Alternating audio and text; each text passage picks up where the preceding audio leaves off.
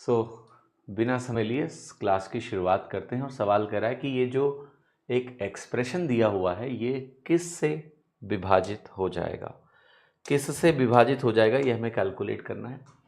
तो देखो 5 की पावर्स सारी दी हैं, इसमें 5 की जो लोवेस्ट पावर है उसको कॉमन लेते हैं। तो यहाँ 5 की जो लोवेस्ट पावर है वो है 5 की पावर 712।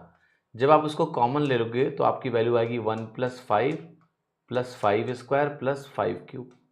ठीक है, अब 5 की पावर 712 को आप इधर ही छोड़ दो, ये किसी काम का नहीं है क्योंकि किसी भी आंसर में वो वाला फैक्टर नहीं लेना है जिसमें कहीं भी 5 हो, है ना। तो ये लिखने की अब आगे ज़रूरत नहीं है, बट यहाँ इंपॉर्टेंट है कि मैं इसको लिखूँ तो ये 1 + 5 + 25 + 125 बनेगा और इसका टोटल कितना आ रहा है 156। अब 156 जो होता है बेटा ये 12 × 13 के बराबर होता है।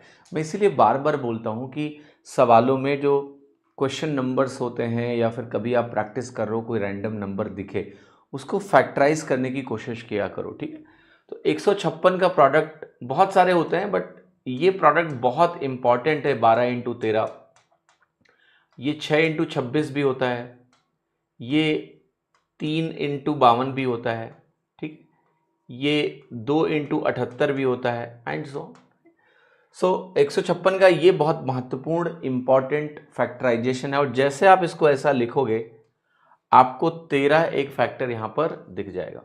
ठीक है, साफ साफ और आंसर लगा दो। 11 यहां से नहीं मिल सकता, यहां 17 नहीं मिल सकता, यहां 19 नहीं मिल सकता, 13 एक फैक्टर है, मुझे साफ साफ दिख रहा है। फैक्टर का मतलब होता है वो संख्या जो इस दी गई संख्या को विभाजित करे। तो यहां 13 पूर्णतः विभाजित करेगा, इसलिए 13 यहां पर सही उत्तर